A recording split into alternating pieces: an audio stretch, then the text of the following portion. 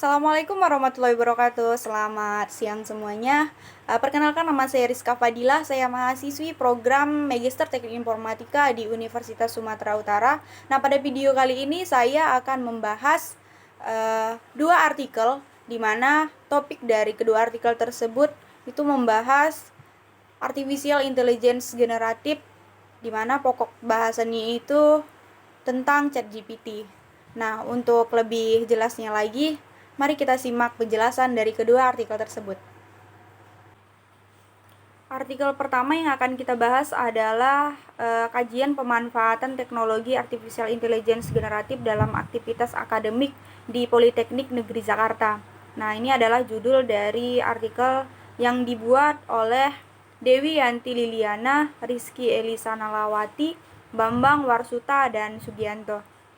Nah, untuk mengetahui hasil dari penelitian ini, tentunya kita itu perlu membaca abstraknya, kemudian ada penelitian terdahulu atau pendahuluannya ya, pendahuluan. Nah, terus ada lagi yang namanya metode penelitian dan juga kesimpulan. Nah, pada abstrak di sini itu perkembangan teknologi AI generatif itu seperti ChatGPT. Nah, tentunya kita sudah tidak asing lagi dengan yang namanya ChatGPT ya. Dan mungkin sebagian kita itu sudah menggunakan ChatGPT tersebut. Itu telah mencuri perhatian publik. Nah, karena kemampuannya itu meniru kecerdasan manusia. Nah, jadi hal tersebut membawa peluang, tantangan, serta dampak bagi organisasi, masyarakat, dan individu. Nah, oleh karena itu penelitian ini dilakukan untuk memindai kesadaran serta kesiapan dari sivitas akademik terkait penggunaan teknologi AI generatif tersebut. Nah, metode yang digunakan pada penelitian ini adalah metode survei. Nah, metode survei itu terhadap 172 responden di mana terdiri dari mahasiswa dan juga dosen di Politeknik Negeri Jakarta tersebut. Nah, hasil survei tersebut menghasilkan data kualitatif dan kuantitatif yang terkait kesadaran serta kesiapan terkait teknologi AI generatif tersebut. Nah, mayoritas responden tersebut mengetahui teknologi AI generatif tersebut seperti ChatGPT ya. Jadi kebanyakan dari responden tersebut kenal, tahu, dan mungkin menggunakan ChatGPT tersebut dan menganggap teknologi tersebut itu dapat memberikan banyak manfaat ya. Tentunya dalam pembuatan konten informasi, pendidikan, pekerjaan, dan penelitian.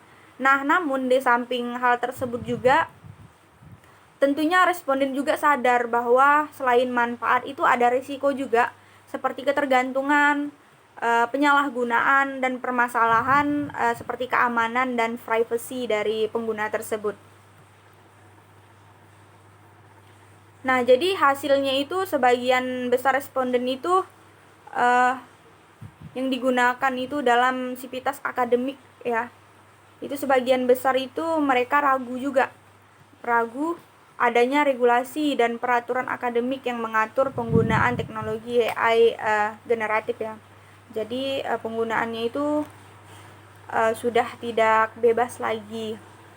Nah, selanjutnya itu ada bagian pendahuluan. Nah, di sini pendahuluan ini digunakan agar kita itu tahu ya, apa sih yang melatar belakangi sehingga dilakukan penelitian ini. Nah, pada paragraf pertama ini terlihat bahwa ChatGPT ya, salah satu teknologi artificial intelligence generatif itu bernama ChatGPT itu diluncurkan ke publik secara publik ya, itu pada akhir tahun 2022, sekitar 1 tahun yang lalu, dan di mana masyarakat itu memiliki minat yang tinggi menggunakannya itu karena kemampuannya itu dapat meniru kecerdasan manusia yang melebihi teknologi AI sebelumnya. Nah, di mana bahasa yang digunakan itu adalah pemrosesan bahasa alami atau dikenal sebagai Natural Language Processing atau NLP.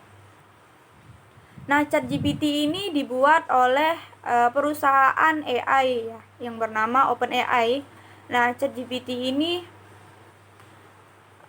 memperoleh 1 juta pengguna dalam 5 hari, dan itu termasuk sangat pesat ya penggunanya, dan kemudian itu mencapai 100 juta pengguna dalam 2 bulan.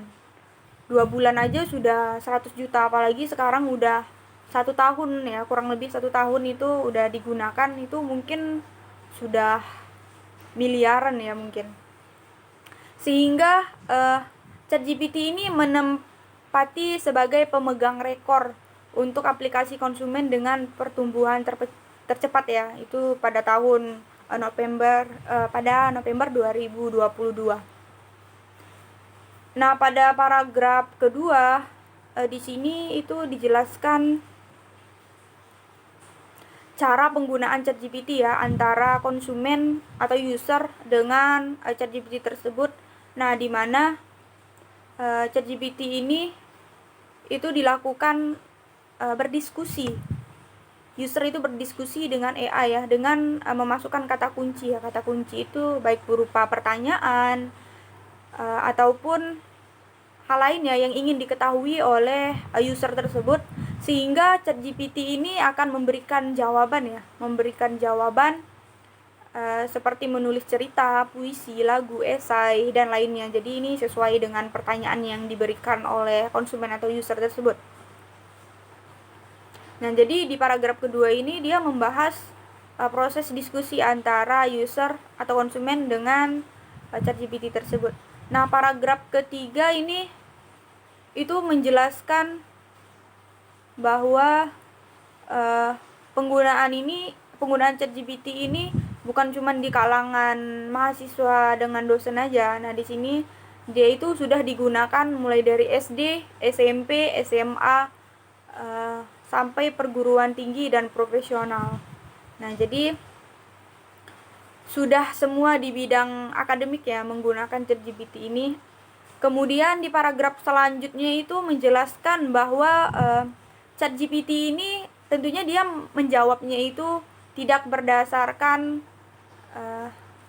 pengetahuannya sendiri ya, karena tentunya ChatGPT ini cara berpikirnya itu beda dengan manusia, sehingga tingkat plagiatnya itu tinggi. Nah, di sini dikategorikan ChatGPT ini dikategorikan sebagai plagiarisme berteknologi tinggi. Nah, karena ChatGPT ini menjawab pertanyaan user atau konsumen itu berdasarkan data-data yang telah ada, dan tentunya data-data yang telah ada ini sudah dipublikasikan, sudah dipublish secara umum ya, dan sudah dikonsumsi sebelumnya oleh masyarakat, sehingga tingkat plagiatnya tentunya lebih tinggi.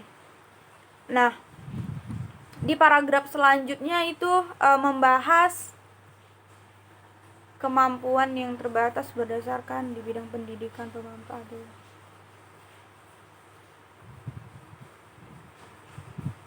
Nah, di sini algoritma kecerdasan buatan tradisional ya, sedangkan itu tadi sudah modern ya. Itu dia membutuhkan data terstruktur dengan pembuatan model dan pemrosesan informasi. Nah, jadi pemanfaatan kecerdasan buatan itu dapat membantu dosen yang memprediksi kondisi akademik mahasiswa, merekomendasikan sumber belajar, dan mengotomatiskan penilaian untuk meningkatkan pengalaman belajar mahasiswa melalui sistem agen cerdas, chatbot, dan sistem rekomendasi lainnya. Jadi di algoritma kecerdasan buatan tradisional itu yang lebih bermanfaat itu bagi dosen ya, dimana dosen tersebut dapat memprediksi kondisi akademis mahasiswa tersebut. Nah, paragraf selanjutnya itu menjelaskan beberapa universitas yang menolak ya mahasiswanya itu atau melarang mahasiswanya menggunakan ChatGPT, seperti Hong Kong University. Nah, itu mereka melarang mahasiswanya menggunakan ChatGPT dalam penyelesaian tugas ataupun penelitian atau pekerjaan lainnya. Nah, selain dari Hong Kong University, ada juga pemerintah India itu melarang pengguna ChatGPT untuk ujian siswa. Dari Korea Selatan itu sudah mendiskusikan terhadap pusat riset AI ya, bagaimana mengembangkan tools untuk menghindari kecurangan penggunaan ChatGPT. Nah, sementara di Indonesia penerapan ChatGPT itu masih diterima ya secara terbuka, karena masyarakat Indonesia menganggap bahwa teknologi baru ini sangat bermanfaat gitu bagi khususnya itu di pendidikan. Nah, namun selain hal tersebut tentunya perlu diwaspadai juga bahwa hal yang berpotensi disruptif. Nah, disruptif yang perlu dirumuskan adanya etika akademik untuk menerapkan AIG di lingkungan akademik. Nah, jadi di Indonesia ini belum ada ya kebijakan pemerintah dalam dunia pendidikan itu mengatur penggunaan tools AIG tersebut. Jadi sebagian universitas itu ada yang melarang penggunaan ChatGPT, akan tetapi ada sebagian yang memang menyuruh mahasiswanya itu dalam penyelesaian tugas atau pekerjaan itu memanfaatkan ChatGPT tersebut. Nah, sehingga penelitian ini itu tujuannya itu memindai kesadaran serta kesiapan dari sivitas akademik Politeknik Negeri Jakarta. Nah, terkhususnya itu bagi mahasiswa dan juga dosen. Nah, di sini metode yang digunakan itu adalah metode survei. Nah, survei terhadap mahasiswa dan dosen yang dijadikan sebagai responden, sehingga terlihat nanti hasil akhirnya itu di kesimpulan ya. Hasil akhirnya itu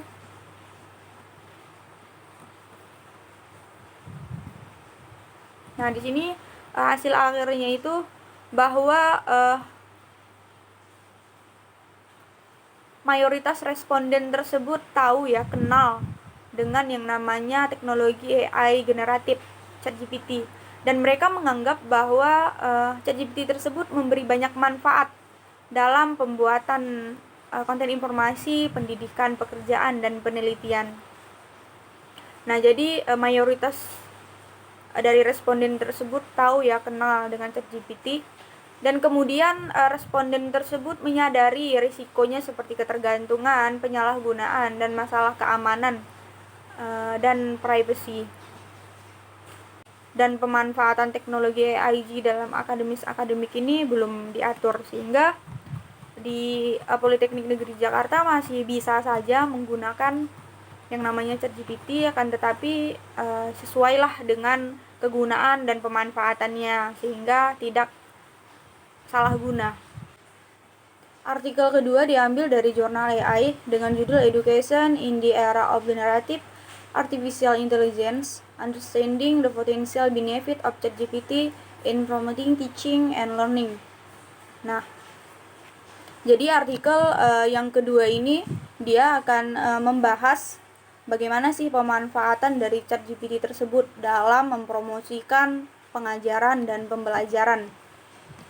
Nah, di sini penulisnya itu berasal dari Kanada ya, dengan dua universitas yang berbeda, yaitu David Baidoanu dan yang kedua ada Leticia Owasuansah. Nah, pada bagian abstrak. Nah, di abstrak ini terlihat bahwa ChatGPT ini dipublish itu mulai pada 30 November 2022 dengan pengguna itu kira-kira itu sekitaran 1 juta ya, 1 juta pengguna dalam 1 minggu. Sehingga ChatGPT ini membuat dunia terkejut karena kemampuannya itu dapat menyelesaikan permasalahan atau tugas-tugas yang kompleks. Nah, karena kemampuannya itu dapat menyelesaikan tugas yang kompleks sehingga membuat para education atau para pendidik itu memiliki perasaan yang mixed feelings atau campur aduk ya. Nah, pada bagian pendahuluan, nah di sini terlihat bahwa pada abad ke-21 itu telah mengalami perubahan landscape di practice education, jadi di dunia pendidikan ya. Nah, itu karena disebabkan kemajuan dari teknologi tersebut. Nah, kemajuan recent progress and expansion in machine learning. Nah, kemajuan dan perluasan dalam pembelajaran mesin atau machine learning ya. Machine learning baru-baru ini ya. Itu telah menghasilkan teknologi yang inovatif. Teknologi yang inovatif itu yang lebih canggih dalam pembuatan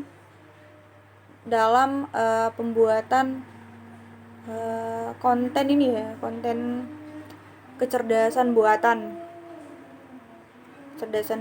yang generatif. Nah, generative modeling artificial intelligence is an unsupervised or partially supervised machine learning framework which generates man-made release via the use of statistics, probabilistics, and other.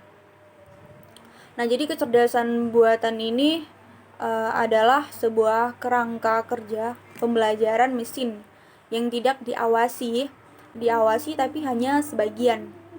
Nah, jadi conclusion and the way forward itu kesimpulan dan langkah ke depannya itu ya.